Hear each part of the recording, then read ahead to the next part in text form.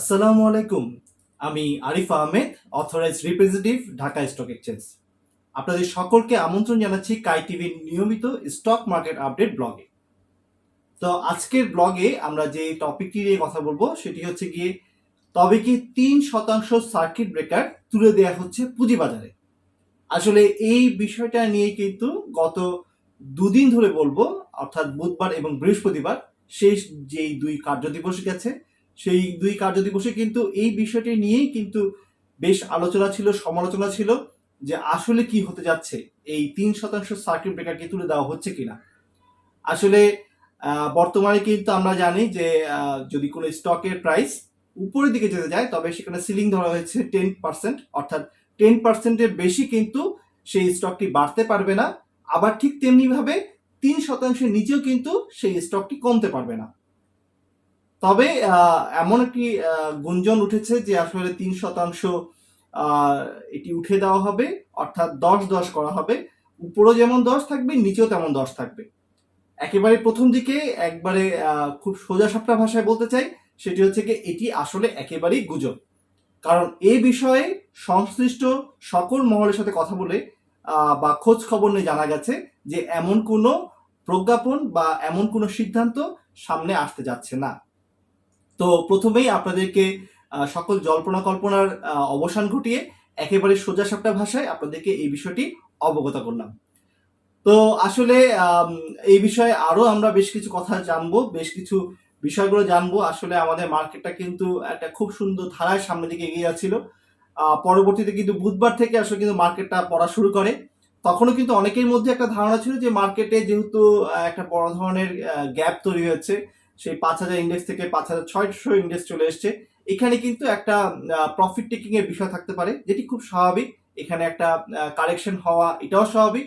তবে এই কারেকশনের সাথে সাথে যদি কোনো গুজব মার্কেটে চলে আসে, সেটা কিন্তু আমাদেরকে আসলে একটু আতঙ্কিত করে তোলে, এবং তাই হয়েছে আসলে আমাদের যারা বিনিয়োগকারী ছিল তাদের মধ্যে এবং আমাদের যারা প্রাতিষ্ঠানিক বিনিয়োগকারী ছিল তাদের মধ্যেও কিন্তু এই সংশয়টা দেখা গিয়েছে। তো এই বিষয়গুলো নিয়ে একেবারেই আমরা আমাদের ইন্ট্রোর পরে আরো বিস্তারিত আলোচনা করব।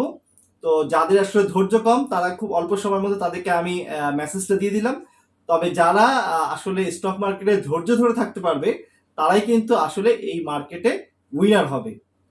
তো সেই কারণে আমি বলবো যে একটু ধৈর্য ধরে যদি ভিডিওটা পুরোটা দেখতে পারেন তবে আপনার জন্যই উপকার হবে। তো সেই কারণে বলবো যে ইন্ট্রোর পর বাকি অংশটা দেখবেন বলে আশা রাখছি।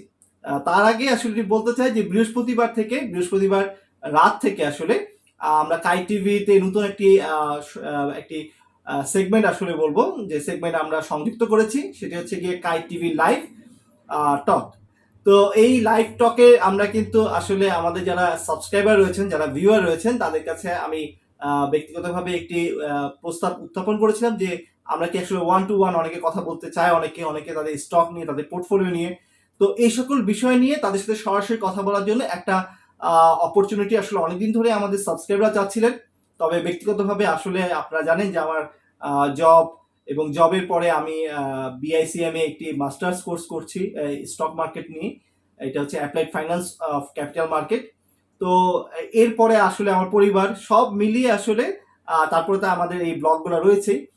এরপরে আসলে এই বিনিয়োগকারীদের সাথে কথা বলা, আমাদের সাবস্ক্রাইবার যারা রয়েছেন তাদের সাথে একটু সময় দেওয়া, এটি আসলে আমার জন্য খুব একটা কি বলবো, খুব একটা কষ্টকর বিষয় হয়ে গেছিল। তারপরে আমি কিন্তু বৃহস্পতিবার রাত 9টা থেকে 12টা পর্যন্ত আমাদের টাইম ছিল, যে এই সময় আমরা আসলে আমাদের সাবস্ক্রাইবারদের সাথে, যারা আসলে আগে থেকে জানিয়ে রাখবেন, তাদের সাথে আমরা ওয়ান টু ওয়ান কথা বলবো হোয়াটসঅ্যাপের মাধ্যমে। তো সেটা আসলে করতে গিয়ে দেখা গেছে যে রাত 1:30 পর্যন্ত আসলে আপনাদের কল রিসিভ করা, কলে অ্যাটেন্ড করার পরেও অনেকের সাথে আসলে কথা বলা সম্ভব হয়নি। তো সেই বিষয়ে একটু দুঃখ প্রকাশ করে নিচ্ছি। তবে যাদেরকে আগে থেকে আমরা কনফার্ম করেছিলাম যে তাদের সাথে কথা হবে, তাদের সাথে প্রত্যেকের সাথে কথা হয়েছে, যদি না অনেকে মিস না করে ফেলে। তো আসলে খুব মজার একটা অভিজ্ঞতা ছিল আপনাদের সাথে সরাসরি কথা বলার। কারণ আমি যখন আসলে আপনাদের সাথে ভিডিওতে কথা বলি তখন কিন্তু আমার সামনে শুধুমাত্র আমার ক্যামেরাটাই থাকে, বা আশেপাশে যেসব ইকুইপমেন্ট গুলো রয়েছে সেই ইকুইপমেন্ট গুলোই থাকে। তো আমি কিন্তু আপনাদের আবেগগুলো বুঝতে পারি না। তো এটি আমার জন্য একটা বড় একটা অপরচুনিটি ছিল যে আপনাদের সাথে কথা বলে আপনাদের ভিতরের আবেগটা আমার একটু হলে বা জানা, এবং আপনারা যে কতখানি আমাকে আন্তরিকতার সাথে গ্রহণ করেছেন তা আসলে আমি আপনাদের সাথে সরাসরি কথা না বললে কখনোই বুঝতে পারতাম না। কারণ হচ্ছে কি, আমি যখন প্রথমবার কথা বলি আপনার সাথে তখন কিন্তু আমার পক্ষ থেকে আমি আপনার সাথে প্রথমবার কথা বলছি। কিন্তু আমি যখন কথা শুরু করি তখন দেখা যায় যে অনেকেই এতটা আমার সাথে আন্তরিকতার সাথে কথা বলেন যে আমার মনে হচ্ছে যে আমাকে অনেকদিন ধরে তারা চিনেন, আমাকে অনেক আমার বিষয়ে অনেক কিছু তারা জানেন। তো আমি খুব আসলে এনজয় করেছি আপনাদের এই বিষয়গুলো। অনেকে আপনাদের বাসায় ইনভাইট করেছেন। বিশেষ করে ঢাকার বাইরে থেকে অনেকে ফোন দিয়েছেন, দেশের বাইরে থেকে ফোন দিয়েছেন। তো আই অ্যাম রিয়েলি অনার্ড। তো সত্যি বলতে আসলে আপনাদের সাথে এভাবে সরাসরি কথা না বললে পরে আমি আসলে একটা আপনাদের সাথে আমার একটা গ্যাপ তৈরি হয়েছিল আসলে। সেই গ্যাপটা অনেকখানি মিটেছে এবং সেই কারণেই আমার যত ব্যস্ততা থাকুক না কেন আমি সিদ্ধান্ত নিয়েছি যে সপ্তাহে আসলে এই বৃহস্পতিবার যেকোনো মানে একেবারে শেষ কার্যদিবস যেটা থাকবে আমাদের, সেই বৃহস্পতিবার রাত ৯টা থেকে ১২টা পর্যন্ত একবারে পূর্ব নির্ধারিত সময় প্রত্যেকের সাথে আবার কথা হবে। আর যদি কখনো সম্ভব হয় আমি আরেকটু সময় বের করতে পারি, তবে আমি আবার চেষ্টা করব যে সপ্তাহে ২ বার করার। তাহলে পরে এই যে লম্বা একটা সময় যে আপনাদের সাথে গ্যাপ থাকে সেই গ্যাপটা আর থাকবে না। হয়তোবা মঙ্গলবার কথা বললাম, আবার বৃহস্পতিবার কথা বললাম। তাহলে পরে যেটা হবে যে আপনাদের সাথে আরো বেশি আমি টাচ থাকতে পারবো। এটা আমার জন্য আসলে সৌভাগ্যবান। মানে আমি নিজেকে সৌভাগ্যবান মনে করছি যে আপনাদের সাথে সংযুক্ত থাকতে পারি সরাসরি। তো এই ছিল মূল বিষয়। তো ইনশাআল্লাহ আপনাদের সাথে এই বিষয়টি কন্টিনিউ থাকবে। তো এখন আমরা আসলে চলে যাব ইন্ট্রোতে। ইন্ট্রোর পর আমাদের যে নির্ধারিত যে টপিকটা ছিল, তবে কি ৩% সার্কিট ব্রেকার তুলে দেওয়া হচ্ছে কিনা পুঁজিবাজারে, এটিতে এখন আমাদের কাছে একবারেই নিশ্চিত যে এটা একটা গুজব ছিল। তবে এই বিষয়ে আমরা আরো বিস্তারিত জানবো। তো চলে যাচ্ছি ইন্ট্রোতে। ইন্ট্রোর পর আবার আপনাদের সাথে দেখা হচ্ছে।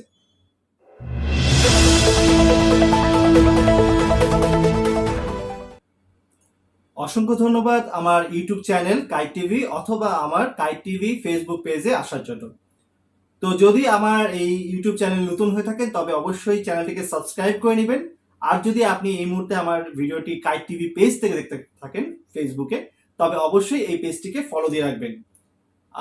এই ফলো দেওয়ার মাধ্যমে কিন্তু পরবর্তীতে যখন আমি কোনো ভিডিও আপলোড দিব তখন খুব সহজে আপনি পেয়ে যাবেন এই চ্যানেলে, এই পেজে। তো ঠিক ইন্ট্রোর আগে যেমনটি বলছিলাম যে তবে কি ৩% সার্কিট ব্রেকার তুলে দেওয়া হচ্ছে পুঁজিবাজারে, একেবারেই সোজাসাপটা উত্তর সেটি হচ্ছে কি এটি একবারে একটা গুজব ছিল। তো আসলে পুঁজিবাজারে বিনিয়োগকারীরা ফের আস্থা সংকটে পড়েছে সপ্তাহের শেষ কার্যদিবসে। দেশের প্রধান পুঁজিবাজার ঢাকা স্টক এক্সচেঞ্জ ডিএসসি সূচকে বড় দরপতন হয়েছে। এই দিন লেনদেন শুরুতেই শেয়ার বিক্রির চাপে সূচকে বড় দরপতন হয়েছে। মূলত ভালো মৌলভিত্তিক শেয়ারগুলো ক্রেতা সংকট দেখা যায়। অর্থাৎ এই যে শেষ আমাদের কার্যদিবস যেটা গেল, অর্থাৎ গত বৃহস্পতিবার, এই বৃহস্পতিবার কিন্তু একটা বড় ধরনের আসলে সেল প্রেশার এসছে এবং এই সেল প্রেশারের কারণে কিন্তু একটা বড় ধরনের আমরা নেগেটিভ মার্কেট দেখেছি, প্রায় ৬১ পয়েন্ট পড়ে গেছে। তো এটি কিন্তু একটি বড় কারণ ছিল আসলে এই গুজবটি যে ৩% সার্কিট ব্রেকারটা উঠিয়ে নেওয়া হচ্ছে। আর ৩% সার্কিট ব্রেকার উঠিয়ে দেওয়ার গুজবে সূচকে বড় দরপতন হয়েছে বলে একাধিক বিনিয়োগকারী মন্তব্য করেছে। বিনিয়োগকারীরা বলেন লেনদেনের শুরুতে ৩% সার্কিট ব্রেকার তুলে ১০% সার্কিট দেয়া হয়েছে বলে এমন গুজব চলে আসে মার্কেটে। আর এটি কিন্তু আসলে শুধুমাত্র যে লাস্ট বৃহস্পতিবার এসেছে তা না, এটি কিন্তু এর আগের দিন অর্থাৎ বুধবারেও কিন্তু এই খবরটি কিন্তু ঘুরে বেরিয়েছে আমাদের সোশ্যাল মিডিয়াগুলোতে। তবে গত বুধবার থেকে ৩% সার্কিট ব্রেকার তুলে দেওয়ার খবর হাউসগুলোতে ছড়িয়ে পড়ে। বিনিয়োগকারীদের প্রশ্ন, বাজার স্থিতিশীল না করে কিভাবে ফের ৩% সার্কিট ব্রেকার তুলে দেওয়া হবে। আর বাজারে যে সকল গুজব ছড়াচ্ছে সেই সকলগুলো দেখা যাচ্ছে কিন্তু পরে তা বাস্তব হচ্ছে। অর্থাৎ যেই গুজবগুলো আসছে মার্কেটে সেটি কিন্তু পরবর্তীতে বাস্তবে প্রমাণিত হচ্ছে। ফলে গুজব শুনেই বিনিয়োগকারীরা আতঙ্কিত হয়ে পড়ে, যার প্রভাব পড়ে আসলে দরপতনের বৃত্তে ফিরে যায় আমাদের পুঁজিবাজার। তো মূল বিষয় সেটি যে আসলে আমাদের বিনিয়োগকারীরা কিন্তু দেখেছে যে সকল গুজবগুলো আসে মার্কেটে সেই সব গুজবগুলো কিন্তু পরবর্তীতে বাস্তবে পরিণত হয় এবং সেই কারণে কিন্তু আমাদের বিনিয়োগকারীরা আরো বেশি আতঙ্কিত হয়ে পড়েছিল। আর নতুন করে ফের আস্থা সংকটের কারণে প্রাতিষ্ঠানিক ও ব্যক্তি পর্যায়ে বড় বিনিয়োগকারীরা সাইড লাইনে অবস্থান করেন, একদম সাইড লাইনে চলে যান। যখন দেখে যে মার্কেটটা পড়ছে তখন কিন্তু যারা আমাদের বড় বিনিয়োগকারী ছিল, যারা প্রাতিষ্ঠানিক বিনিয়োগকারী ছিল, তারা কিন্তু একটা সাইড লাইনে অবস্থান করেছিল শেষ ২ কার্যদিবসে। ফলে একাধিক আমাদের যে এক কার্যদিবসের মাথায় কিন্তু লেনদেনে ধস নেমেছে পুঁজিবাজারে। লেনদেনে কিন্তু এটার একটা প্রভাব পড়ে আসলে। এর মাধ্যমে টানা 2 কার্যদিবসে পুঁজিবাজারের সূচক দরপতনে লেনদেন শেষ হয়েছে। ডিএসসি সূত্রে এই তথ্য জানা গেছে দিন শেষে ডিএসসি ইন্ডেক্স আগের দিনের চেয়ে 61 পয়েন্ট কমে অবস্থান করছে 5,506 পয়েন্টে, আর ডিএসসি সরিয়া সূচক 11 পয়েন্ট কমে অবস্থান করছে 1,207 পয়েন্টে, এবং ডিএসসি 30 সূচক 15 পয়েন্ট কমে অবস্থান করছে 1,942 পয়েন্টে।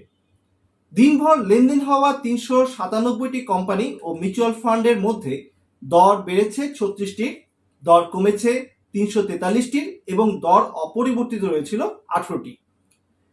ডিসিতে 664 কোটি 28 লক্ষ টাকা লেনদেন হয়েছে, যা আগের কার্যদিবস থেকে 302 কোটি 94 লক্ষ টাকা কম। এর আগের দিন লেনদেন হয়েছিল 967 কোটি 22 লক্ষ টাকা। অপরদিকে চট্টগ্রাম স্টক এক্সচেঞ্জে সিএসসিতে সার্বিক সূচক 228 পয়েন্ট কমে দাঁড়িয়েছে 15,757 পয়েন্টে। সিইসিতে 267টি প্রতিষ্ঠান লেনদেনে অংশ নিয়েছিল। এই সকল প্রতিষ্ঠানের মধ্যে 43টির দর বেড়েছে, কমেছে 212টির এবং 12টির দর অপরিবর্তিত ছিল। অর্থাৎ সব দিক বিবেচনায় কিন্তু আমাদের স্টক মার্কেটে যতগুলো আসলে আমাদের স্টক ছিল বেশিরভাগ স্টকের প্রাইসই কিন্তু আসলে কমেছে। আমাদের ইন্ডেক্সগুলো কমেছে, যতগুলো ইন্ডেক্স রয়েছে ডিএসসি এক্স বলেন, ডিএসসি সরিয়া বলেন, ডিএসসি 30, আমাদের চিটাগং স্টক এক্সচেঞ্জ, সব দিকেই কিন্তু সবগুলো সূচকে কিন্তু একটা নেগেটিভ প্রভাব পড়েছিল। তো প্রথম দিকে যদি এই নেগেটিভ প্রভাবটা আমাদের বিনিয়োগকারীদের মধ্যে একটা ছিল যে একটা কারেকশন হচ্ছে, যেহেতু মার্কেটটা আসলে 5,000 ইন্ডেক্স থেকে 5,600 এসছে, অনেকেরই একটা ভালো প্রফিট রয়েছে, একটা প্রফিট টেকিং এর ব্যাপার রয়েছে, সেটি কিন্তু স্বাভাবিক ছিল। কিন্তু এটির সাথে যখন এই গুজবটা ছড়ানো হচ্ছিল তখন কিন্তু বোঝা যাচ্ছিল যে না, এটা আসলে স্বাভাবিক পতন নয়, এই গুজবের কারণে এই পতনটা আরো বেশি ত্বরান্বিত হচ্ছে। তো যাই হোক, আমাদের মার্কেটে এরকম গুজব আসলে আসতেই থাকবে, তবে আমাদের যারা সাধারণ বিনিয়োগকারী রয়েছেন তাদেরকে একটু সচেতন থাকতে হবে এই বিষয়গুলো নিয়ে। আসলে আমাদের বিনিয়োগকারীরা তারাই বা করবেন কি, কারণ হচ্ছে গিয়ে যেমনটি আমরা আসলে বলছিলাম যে যেই সব গুজবগুলো আসলে মার্কেটে আসে সেই গুজবগুলো কিন্তু পরে আবার বাস্তবায়িত হয়ে যায়। তো সেই কারণে কিন্তু আমাদের যারা বিনিয়োগকারীরা রয়েছেন তারা কিন্তু বেশ আতঙ্কিত হয়ে পড়ে যে এই গুজবটাও আবার না বাস্তবে চলে আসে। তো এমনটাই আসলে ধারণা করছিল। তবে আমাদের যারা নিয়ন্ত্রণ সংস্থা রয়েছেন, বাংলাদেশ সিকিউরিটিজ এক্সচেঞ্জ কমিশন, আমাদের ঢাকা স্টক এক্সচেঞ্জ, আইসিবি, আমাদের বেশ অনেকগুলো প্রতিষ্ঠান রয়েছে যারা কিন্তু এই সকল গুজবগুলো দেখবার দায়িত্বে রয়েছেন। তারা যদি আসলে এই গুজবগুলোকে একটু দেখভাল করেন তাহলে কিন্তু আমাদের সাধারণ বিনিয়োগকারীরা এই সকল ক্ষতি থেকে কিছুটা হলেও রেহাই পায়। তো আশা রাখবো আমাদের মার্কেটটা এই একবারে গুজব থেকে মুক্ত থাকবে, সামনের দিকে সুন্দরভাবে এগিয়ে যাবে, এমন প্রত্যাশা নিয়ে আজকে আপনাদের কাছ থেকে আমি বিদায় নিচ্ছি। তবে খুব অল্প সময়ের মধ্যে আবার আপনাদের সাথে দেখা হচ্ছে kite TV stock market update নিয়ে। তো ততক্ষণ ভালো থাকবেন, সুস্থ থাকবেন, আর অবশ্যই আমার এবং আমার পরিবারের জন্য দোয়া করবেন। আল্লাহ হাফিজ।